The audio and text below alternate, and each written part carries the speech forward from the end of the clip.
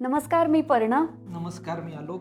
आज बोल भिडूच्या बुकमार्क या सदरात आम्ही आमच्या आवडत्या पुस्तकांबद्दल बोलणार आहोत. जी पुस्तकं आम्हाला वैयक्तिकरित्या आवडली आहेत, काही पुस्तकं एकत्र आवडलेली पुस्तकं जी आहेत, त्यांच्याबद्दल आज आम्ही तुमच्याशी गप्पा मारणार आहोत.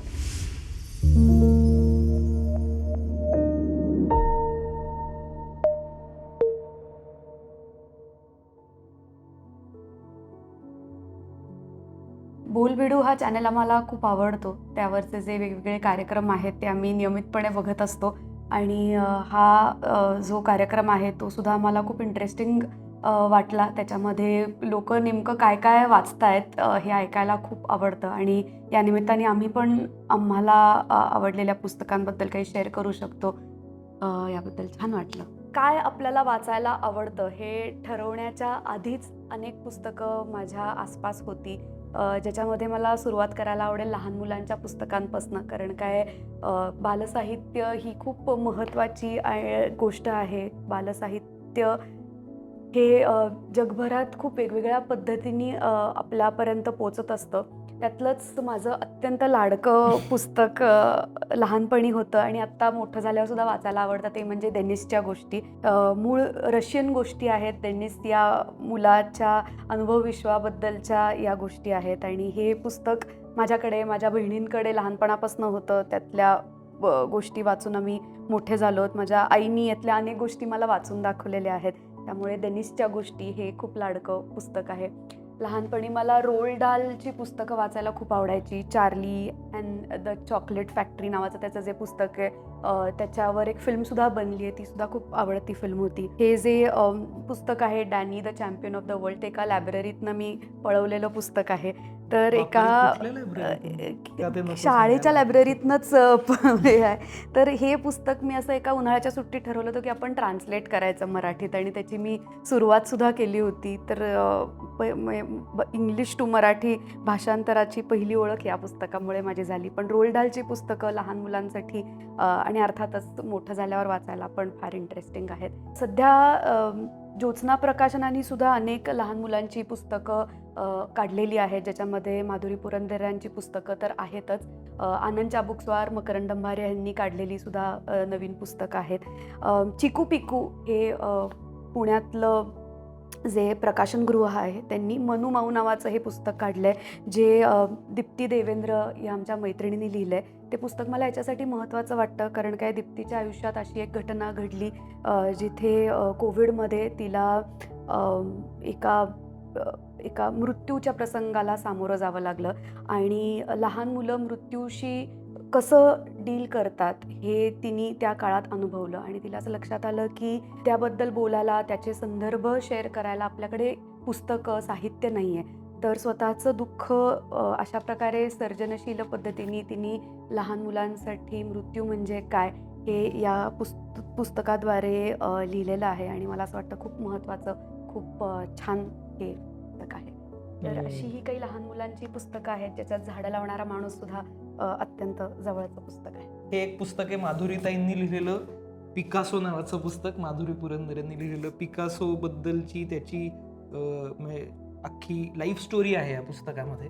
आणि या पुस्तकाचं वैशिष्ट्य असं आहे, आणि अशीच काही पुस्तकं मी अशी काढून ठेवली की आर्टिस्टबद्दल लिहिली गेलेली किंवा आर्टिस्टनी स्वतःच्या प्रोसेसबद्दल लिहिलेली पुस्तकं ही फार फॅसिनेटिंग वाटत आलेली आहेत मला कायम. आणि या पुस्तकात तर अनेक गोष्टी मी अशा अंडरलाईन वगैरे सुद्धा केलेल्या मला दिसतात. हे बऱ्याच पूर्वी वाचलं होतं. हे पुस्तक मला उमेश कुलकर्णींनी भेट दिलं होतं. त्यात पहिल्या पानावर एक कोडं वगैरे त्यांनी काढून मला दिलं होतं, जे मी सोडवणं अपेक्षित होतं. तर असं हे एक पुस्तक आहे. आणि मगाशी सुद्धा माधुरी पुरंदरेंचा उल्लेख झाला, तर वॅन गॉग त्यांनीच एक ट्रान्सलेट केलेलं जे पुस्तक आहे, ही 2 पुस्तकं अशी मी बॅक टू बॅक वाचली. आणि आपलं जे पुण्यातलं प्रसिद्ध व्हिनस नावाचं जे दुकान आहे, तिथे स्टेशनरी मिळते, तिथे जाऊन मी रंग आणि कागद वगैरे घेऊन स्वतःला चित्रकार मानून चित्र काढली. तर अशीच काही पुस्तकं जी चित्रकारांबद्दलची पुस्तकं आहेत, ही मला खूप आवडत आलेली पुस्तकं आहेत. त्याच्यामध्ये एक सुधीर पटवर्धनांच्या चित्रांवर काढलेलं एक अख्खं एक असं व्हॉल्यूम आहे, आणि त्याच्यामध्ये अर्थातच चित्र आहेत त्यांची स्वतःची, त्यामुळे ती बघत बघत वाचणं हा एक खूप आनंददायी अनुभव होता. पद्माकर कुलकर्णी यांचं हे पुस्तक आहे आणि गायतोंडेंवर एक लिहिलेला एक अंक आहे अख्खा गायतोंडे चिन्हनी काढलेला, आणि तो अंक सुद्धा फारच सुंदर आहे. मी म्हटलं तसं चित्र हा खूपच जिव्हाळ्याचा विषय आहे, ती काढायला पण आवडतात. त्यामुळे अशी पुस्तकं बघत बघत वाचणं किंवा वाचून ती त्याची चित्र इमॅजिन करणं हा एक खूप आनंदाचा भाग वाटत आलाय कायम. आणि हे एक पुस्तक मी मगाशी म्हणलं तसं अर्धवट वाचलंय, पण जेव्हा केव्हा मला असं मधनच वाचावंसं वाटतं तेव्हा यातलं मी कुठलंही पान काढून वाचतो. मुझ पर भरोसा रखना नावाचं विन्सेंट व्हॅन गॉगनी त्याच्या भावाला लिहिलेली ही पत्र आहेत.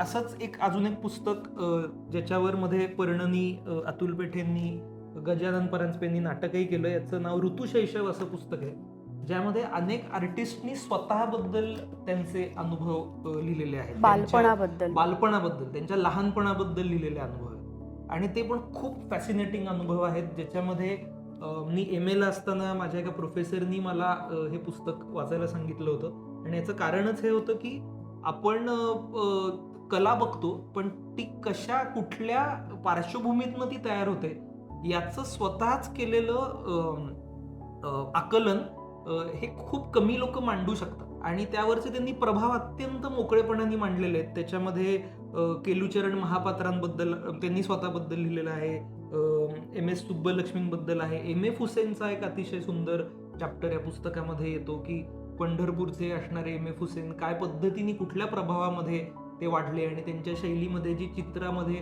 समजा घोडा आहे आपल्याला सतत दिसणारं जे चित्र आहे त्याची प्रेरणा कुठून आली, अशा अनेक गोष्टी या पुस्तकामध्ये आपल्याला रंजक वाचायला मिळतात. हे एक पुस्तक मध्ये मला वाचनामध्ये आलं, what I talk when I talk about running नावाचं हारुकी मुराकामीचं पुस्तक आहे.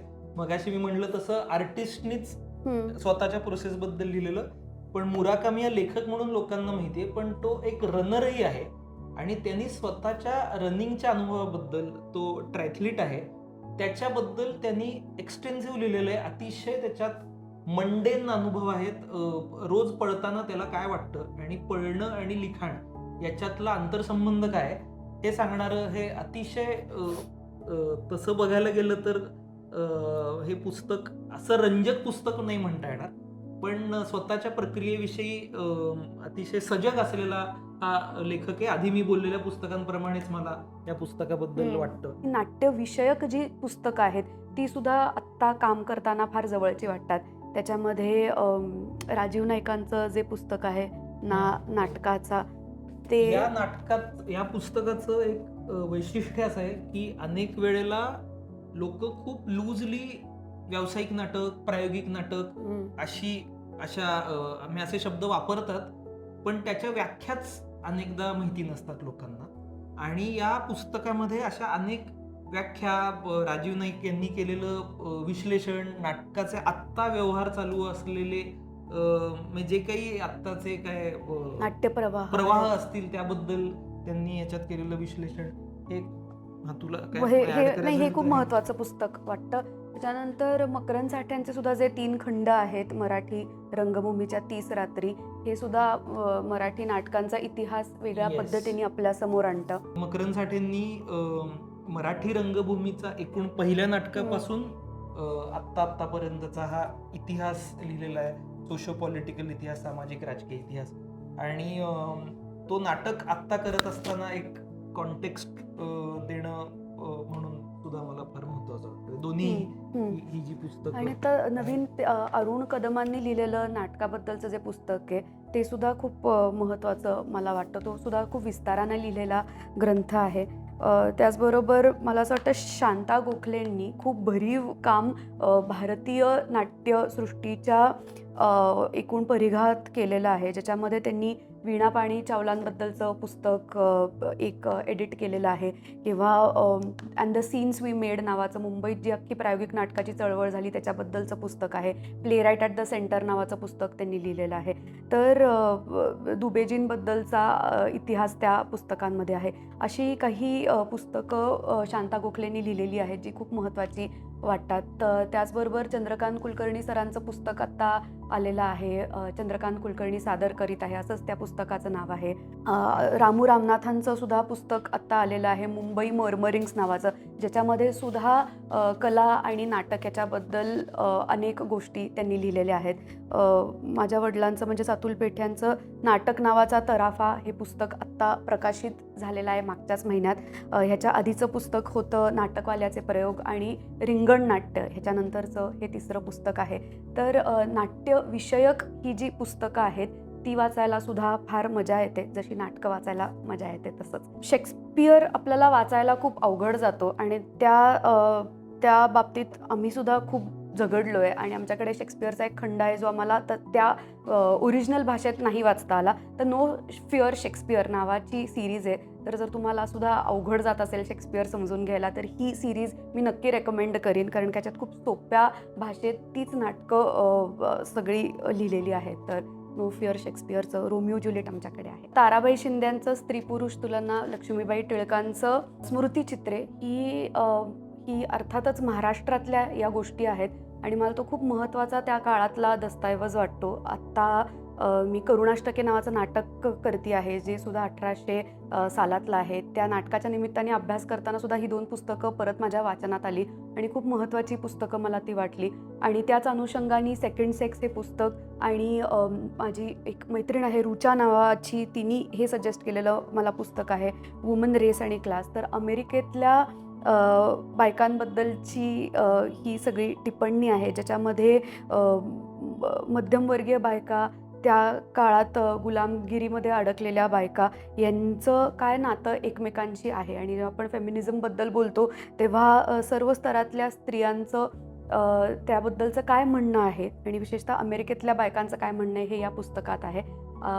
सेकंड सेक्सबद्दल आपल्या सगळ्यांनाच माहिती आहे. याच्याशी म्हणजे निगडीत पण एकूण काय आपण म्हणूया, या समाजाला ज्या लोकांनी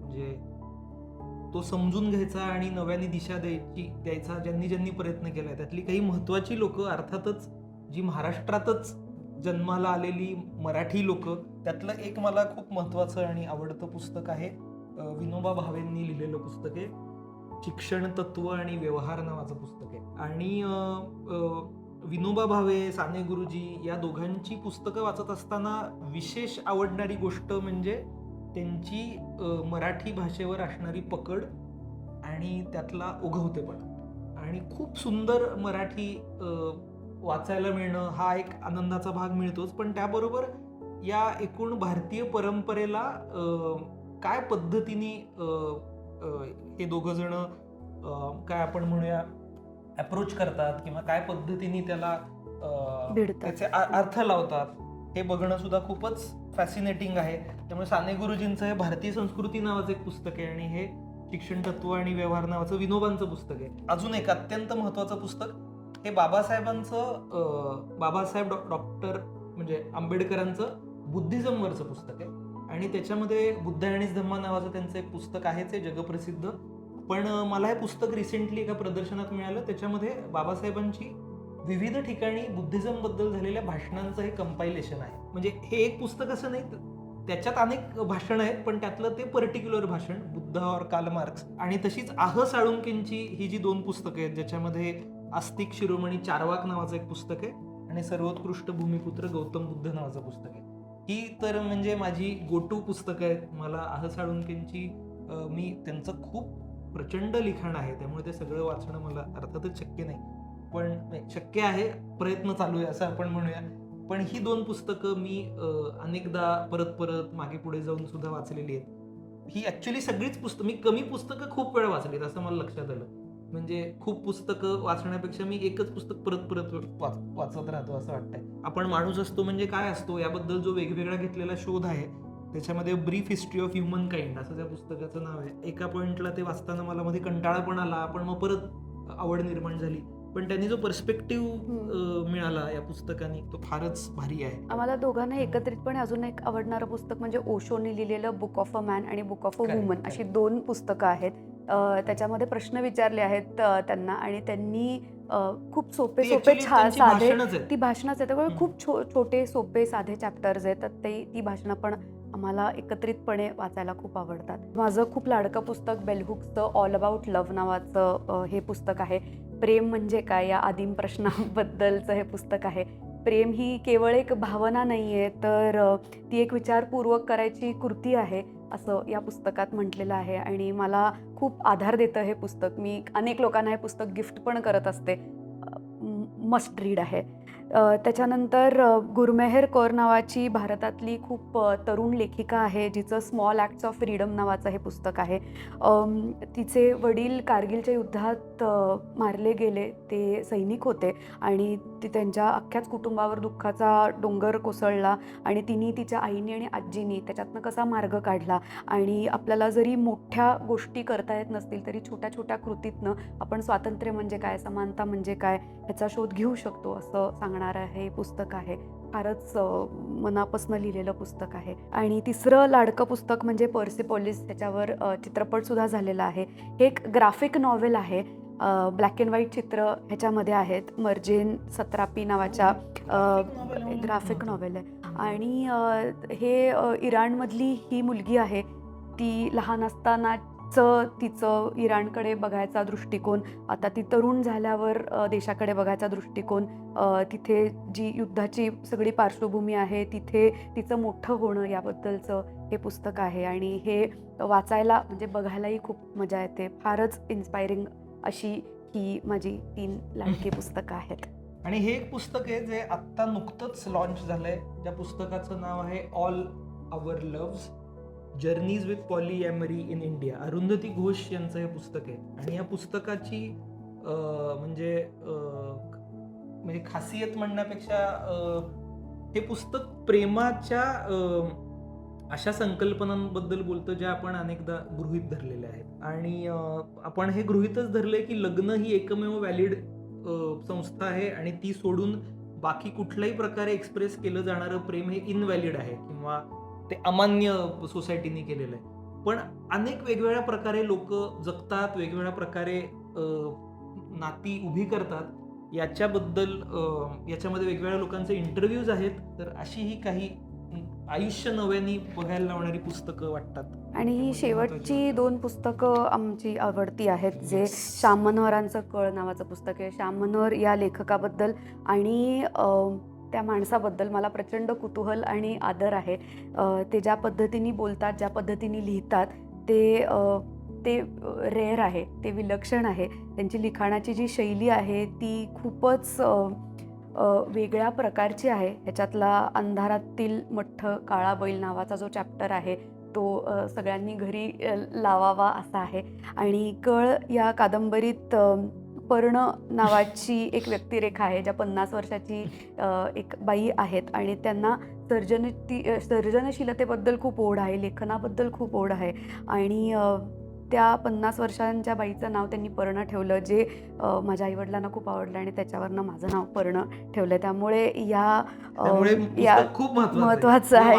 आणि श्याम मनोहरांची बाकीची सुद्धा पुस्तकं आहेत, जी पुस्तकं ज्या कादंबऱ्या अर्थातच खूप इंटरेस्टिंग आहेत, पण त्यांची नावंसुद्धा विलक्षण आहेत. म्हणजे उत्सुकतेने मी झोपलो, 100 मी, खेकसत म्हणणे आय लव्ह यू, ही नावच इतकी अम्युझिंग आहेत आणि त्यांच्याशी गप्पा मारताना दरवेळेला नवनवीन गोष्टी समजत असतात. तत्त्वज्ञानाबद्दल ते जे बोलत असतात ते ऐकत राहावं असंच वाटतं. तर श्याम मनोहर हे माझे लाडके लेखक आहेत. आणि हे एक पुस्तक आहे ओरान पामुकचं स्नो नावाचं पुस्तक. एकूणच धार्मिक मूलतत्ववाद आणि इंडिव्हिज्युअल लिबर्टी, व्यक्तीचं स्वातंत्र्य याच्या एका ताणाबद्दलचं हे पुस्तक आहे, जे तुर्कस्तानमध्ये घडतं, जो युरोप आणि आशिया यांना जोडणारा जो एका अर्थाने देश आहे, ज्याच्यामध्ये दोन्ही परंपरांचे प्रभाव आपल्याला तिथे दिसतात. आणि त्यातल्या या म्हणजे जर्मनीत राहणारा एक नायक काही कामासाठी म्हणून इस्तंबूलमध्ये आलेला आहे. इस्तंबूल म्हणजे तुर्कस्तानमधल्या एका गावामध्ये आलेला आहे आणि त्याचं हे चित्र आहे, त्याचं नाव KAK असं त्यांनी नाव दिलेलं आहे. आणि ह्या पुस्तकामधली जी वर्णनं आहेत, जे त्याच्यामधले अनेक संवाद आहेत, ते आजच्या काळाला एकूणच खूप मला असं वाटतं की रिफ्लेक्ट करणारे त्याचं प्रतिबिंब आपल्याला आजच्या काळाचं दाखवणारे असे संवाद आहेत आणि त्याला गोष्ट आहे परत. त्यामुळे हे पुस्तक वाचणं हा एक अतिशय सुंदर अनुभव आहे. त्यामुळे यस, हे एक लाडकं पुस्तक आहे माझं, हे पण जरूर तर वाचा. आम्ही थोडं अगळपगळ बोललो असू तर आम्हाला माफ करा. आम्ही काही पुस्तकांबद्दल विश्लेषण करणारी माणसं नाही आहोत. आम्हाला जी पुस्तकं आवडली आहेत ती आम्ही तुम्हाला हां. त्याच्याबद्दल सांगितलं आहे. आणि हे एक पुस्तक आहे झेन कॉमिक्स नावाचं. ही कॉपी सुमित्रा भावेंकडनं आणि सुनील सुक्तनकरांकडनं मी आज घेऊन आलेलो आहे. सुमित्रा भावेंचं हे पुस्तक अत्यंत लाडकं होतं, हे मला सुनील सरांनी नुकतंच सांगितलं. आणि याच्यामध्ये झेन हा जो एक बुद्धिझमचा एक काय आपण म्हणूया की जी शाखा आहे, आणि तत्वज्ञान म्हटलं की अर्थात सगळ्यांना खूप जडच वाटतं, पण हे झेन कॉमिक्सचं पुस्तक आहे आणि त्याच्यामध्ये ॲक्च्युली कार्टून्स आहेत आणि अतिशय छोट्या छोट्या वाक्यांमध्ये, ज्याला झेन कोआन असं म्हणतात, ज्याच्यामध्ये एका छोट्या म्हणजे एनलायटनमेंट ही आपल्यापासून काहीतरी खूप लांब आहे आणि आपलं त्याच्यासाठी भयंकर काहीतरी कष्ट पीडा सोसायची आहे, या सगळ्या कन्सेप्शनमधनं बाहेर काढणारं, आपल्या आयुष्याकडे अतिशय लाईट करणारं स्वतःला आणि मूळ सत्य नावाच्या गोष्टीला डायरेक्ट हात घालणारं पुस्तक आहे. त्यामुळे मला हे फार आवडतं आणि हे कॉमेडी पुस्तक आहे. म्हणजे हे झेन म्हणजे तत्वज्ञानाचं कॉमेडी पुस्तक हे रेअर आहे आणि त्यामुळे हे मला पुस्तक फार आवडतं. हे मला सुनील सरांना परत द्यायचंय. ते द्यायच्या आत मी पटकन आत्ता शूटिंग संपून देईन आणि ह्याची मी झेरॉक्स काढून हे माझ्याकडे कायमस्वरूपी ठेवणार आहे. तर हे पण असंच अधूनमधून मी वाचत असतो पुस्तक. येस. थँक्यू. या निमित्ताने आम्हाला कुठली पुस्तकं आवडतात, आम्ही कुठली पुस्तकं वाचली आहे त्याबद्दल विचार करायला मिळालं. आणि ही पुस्तकं तुम्हाला आणि काही पुस्तकं जी आम्ही लोकांना दिली आहेत, जी सापडली नाहीत आत्ता, त्याचीही जाणीव झाली. आणि काही पुस्तकं जी आमच्याकडे आहेत, जी आम्ही परत दिलीच नाही आहेत, त्याचीही जाणीव झाली. तर ज्यांची आमच्याकडे पुस्तकं आहेत ती लवकरच परत देण्यात येतील अशी मी या ठिकाणी खात्री देतो. धन्यवाद.